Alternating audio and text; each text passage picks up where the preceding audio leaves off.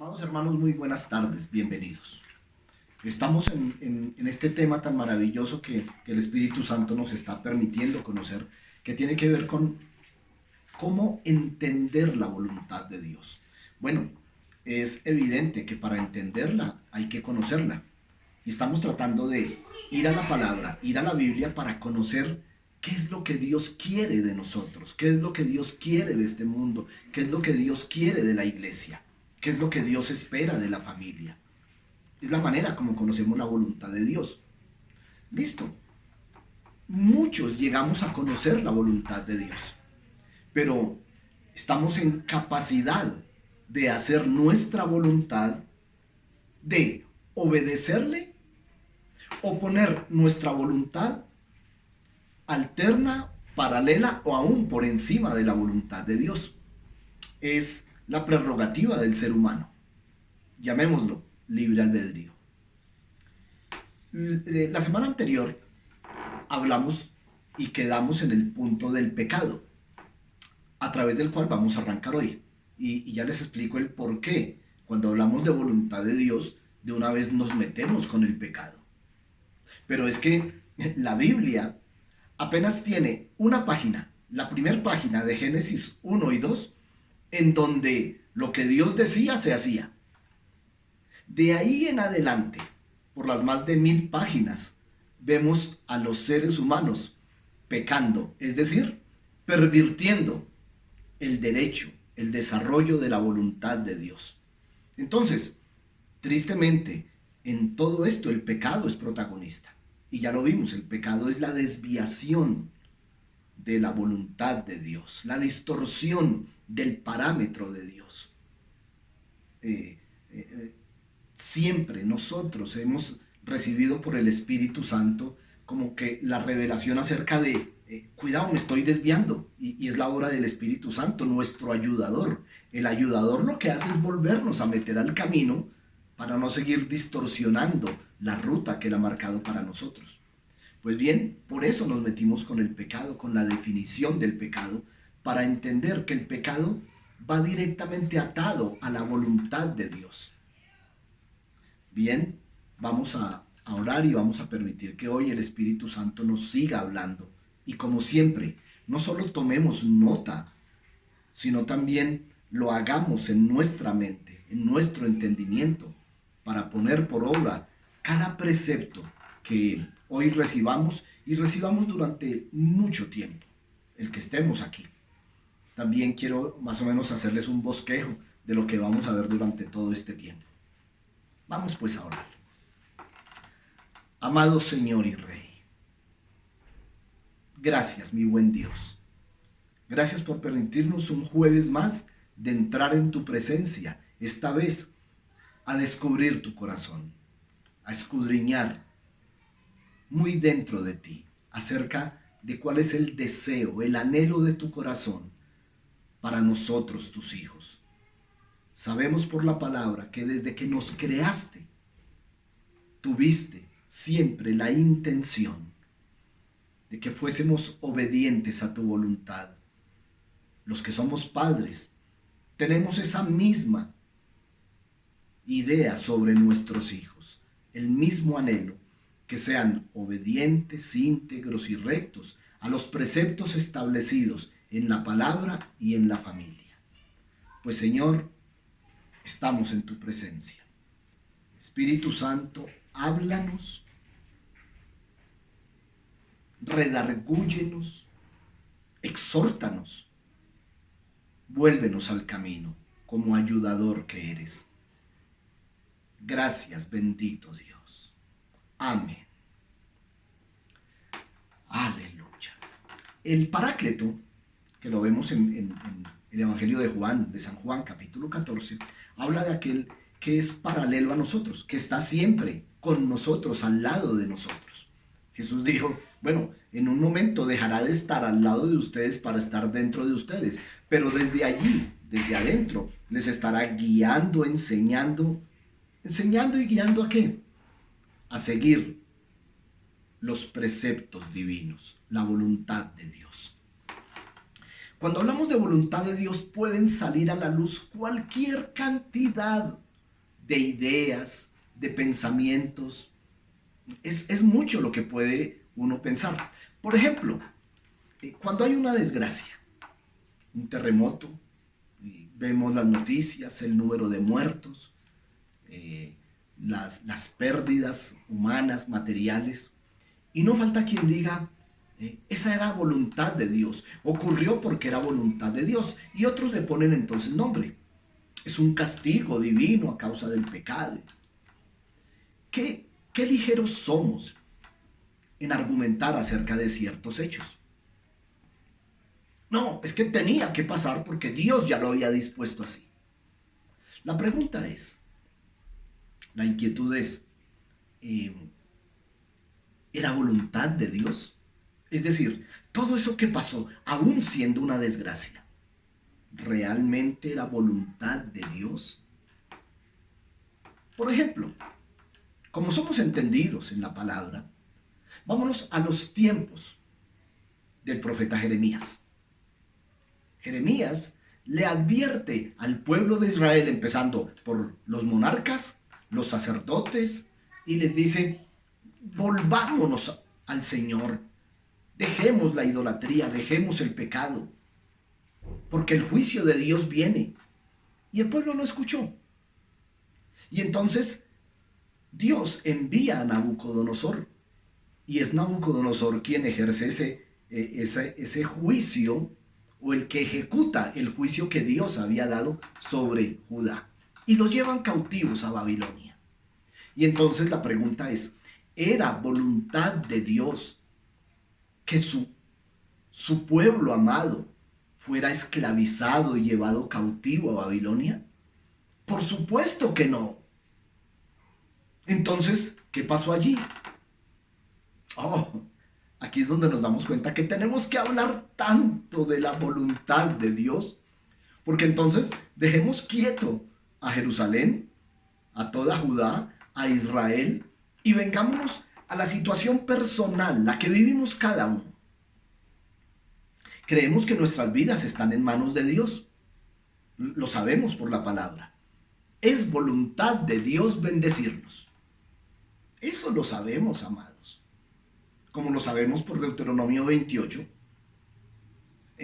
cómo era voluntad de Dios bendecir a Israel al llegar a la tierra prometida. Pero el pueblo falló, es decir, fue desobediente a la voluntad de Dios. Entonces, Dios, cada vez que daba un precepto, un mandamiento, una ordenanza, hablaba de la bendición que se obtenía al ser obediente, pero también advertía acerca de las consecuencias de la desobediencia. No es voluntad de Dios maldecir al hombre, no es voluntad de Dios maldecir la tierra, porque cuando con su palabra creadora y poderosa lleva a cabo la creación, su propósito es de bendición. La hermosura de la creación, la perfección de la creación, se ve alterada a causa de la desobediencia. Por eso, cuando comenzamos dando la definición hebrea y griega de la palabra que se traduce en las Biblias como voluntad, inmediatamente trajimos también las palabras hebrea y griega que se definen en las diferentes versiones como pecado. ¿Por qué? Porque es que la humanidad durante estos miles y miles de años ha venido quebrantando, rebelándose contra la voluntad de Dios. Vamos a ver entonces, a la luz de la palabra, cómo es que nos presenta la palabra voluntad algunas acepciones. Es decir, el plan que tiene Dios con los hombres hace parte de la voluntad de Dios. Y entonces veríamos en Jeremías 29:11, cuando Dios dice, yo sé los planes que tengo contigo. En otras versiones dice, yo sé los pensamientos que tengo contigo y son pensamientos de vida, de bien y no de mal, para darte el fin deseado. La palabra es sinónimo de quien diga, yo conozco la voluntad que tengo para ti. Y mi voluntad es bendecirte. Entonces, en unas ocasiones será como voluntad, otras será como plan, otras será como deseo, pero todas nos llevan a la misma raíz, a voluntad de Dios. De la definición de voluntad, la que nosotros tenemos, la que nosotros conocemos, dice que es la capacidad para decidir sobre algo que queremos o no queremos. Ustedes la verán si la buscan en un diccionario de la lengua, van a encontrar esa definición como tal. La definición dice así: capacidad para decidir libremente lo que se desea o se rechaza. Pues bien, para efectos bíblicos, entonces, esa voluntad la vamos a ver como el consejo de Dios, el deseo de Dios, el plan de Dios, es decir, la voluntad de Dios. Estos jueves vamos a desarrollar el tema y yo me gozo en esto y les quiero contar mi experiencia personal. Mientras leo, me encuentro con cosas trascendentales que tienen que ver con Ixam. Eso es lo bueno, ¿no? Cuando de lo general llegamos a lo particular. Cuando encuentro en la palabra algo que aplica directamente a mi familia, algo que aplica directamente a mi ministerio, algo que aplica directamente a mi vida, como a cada uno de ustedes. Toda palabra, como le escribió Pablo a Timoteo en el 3:16, es inspirada por Dios y útil para enseñar, instruir, corregir, redarguir, pero dice, a fin de que todas las personas sean preparadas para toda buena obra. Entonces, vamos a encontrarnos estudiando la voluntad de Dios, que Dios tiene una voluntad para el universo, cuando lo creó, una voluntad para este planeta Tierra, en donde decidió poner la maravilla de su creación, que es el hombre, en donde decidió que su hijo, humano pero divino, viniese a nacer dentro de este planeta. Tiene un plan para Israel. Eso lo tenemos claro. Tiene un plan maravilloso con la iglesia. Pero es que nosotros somos la iglesia. Entonces alegrémonos. Dios tiene dentro de sus planes, que es la voluntad de Dios, un plan específico y particular para mí, para cada uno de ustedes, los que están aquí en la lista. Dios tiene un plan con usted, hermano o hermana, y lo está llevando a cabo, lo está ejecutando. Dentro de ese plan va a haber algunos problemas. ¿Dios se equivocó en su plan? No, el problema somos nosotros. Y por ejemplo, les voy a adelantar un poquito. Preparando esa parte, lo tengo todo escrito, lo titulé Dos reyes y dos voluntades. Y entonces hablaba de cómo el rey Saúl, lo recuerdan, narrado en 1 Samuel capítulo 8, fue puesto allí por voluntad de los hombres. Israel le dice al profeta Samuel, Samuel, queremos un rey. Y Samuel va y le dice, Señor, este pueblo está pecando contra ti.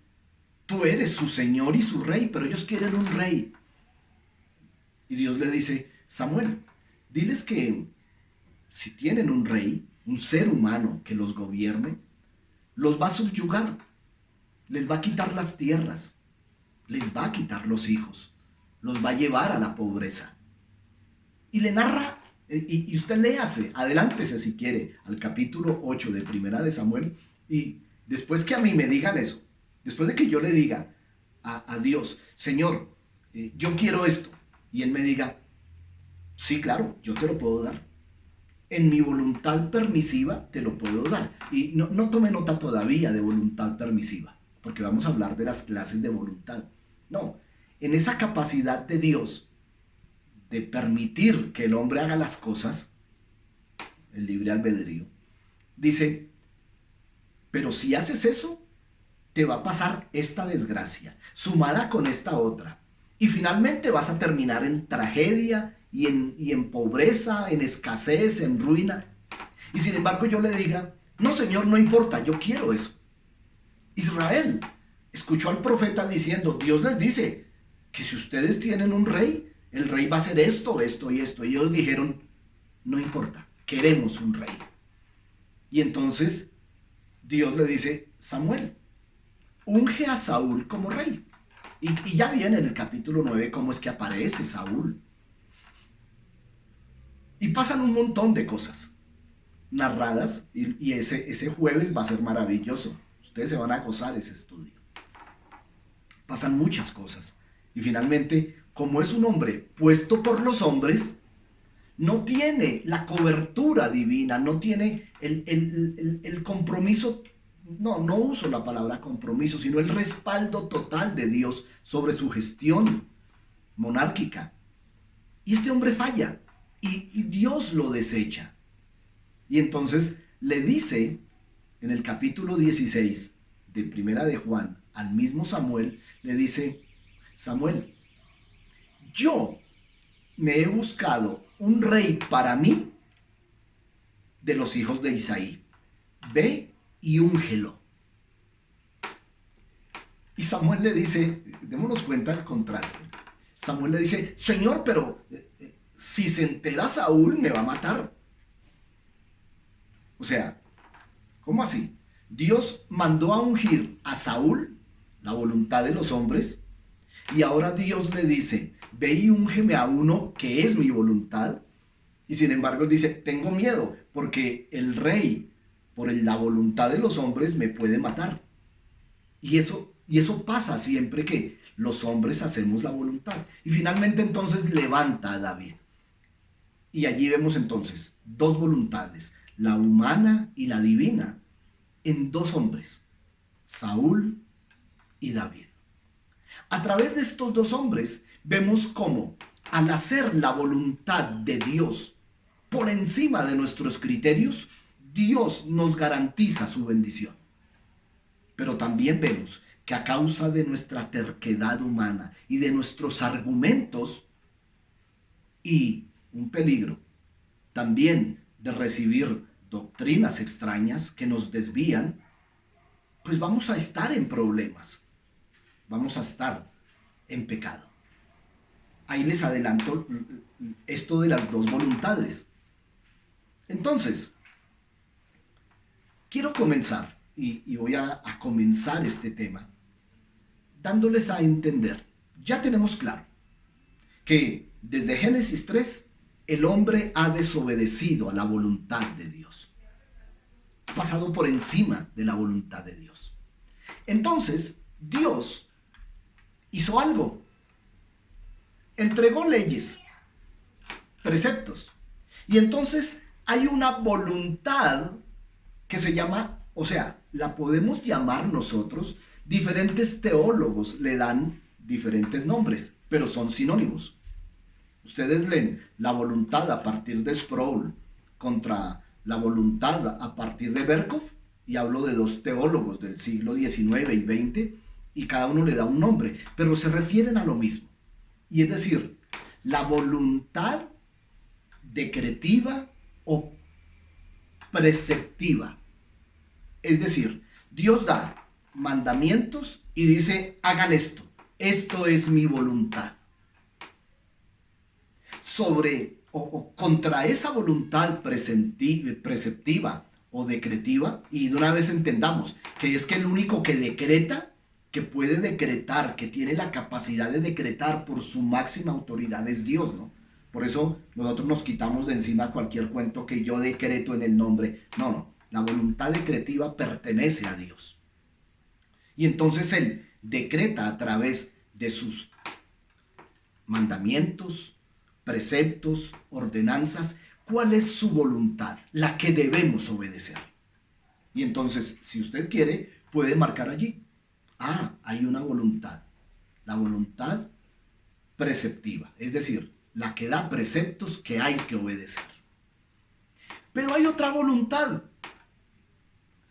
y es la voluntad oculta de Dios, la que nosotros no sabemos.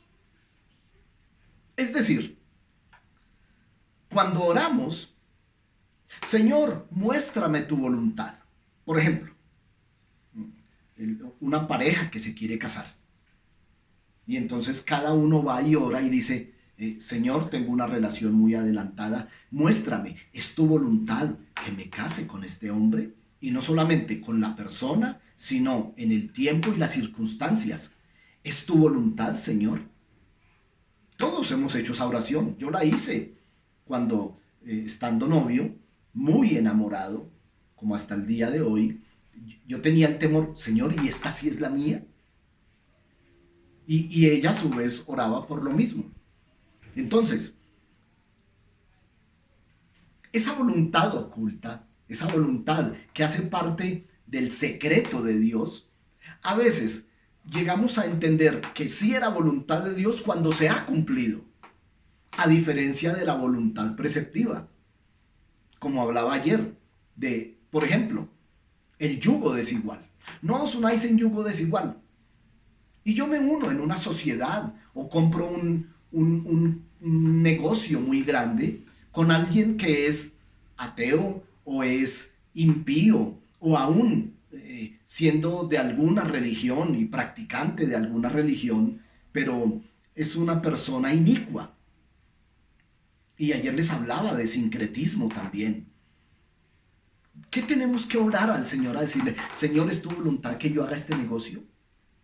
Señor, muéstrame tu voluntad.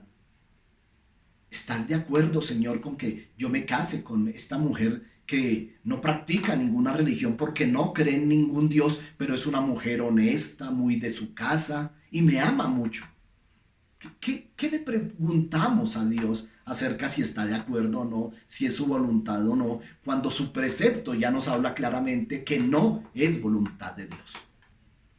En la voluntad secreta, allá en donde por alguna razón, y yo se los he dicho a ustedes, ¿no? Que cuando estemos en el cielo, tengo una cantidad de preguntas para hacerle al Señor. ¿Por qué? Porque hacen parte de su secreto. No las entiendo. No las entiendo. A veces me hacen preguntas a mí. Pastor, esta guerra entre Rusia y este país allí en Ucrania, en Kiev, eso es voluntad de Dios. ¿Por qué razón Rusia se levanta? ¿Verdad que el Apocalipsis hablaba de eso? Y entonces yo les tengo que contestar, miren, partamos de una realidad. Dios el Creador es soberano y no hay asunto alguno que se escape de su mano. Todo está en sus manos. De tal manera que, de acuerdo o no con el proceder humano, Él permite, Él deja que las cosas pasen, deja que las consecuencias de las decisiones del hombre ocurran, pero no hacen parte de su voluntad. Y entonces hay preguntas que no tienen respuesta.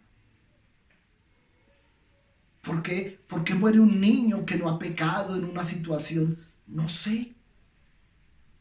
Pero lo que sí sé es que aún la muerte injusta o ese avión que se cayó y murieron tanta gente, niños o gente o cristianos, ¿qué puedo decir?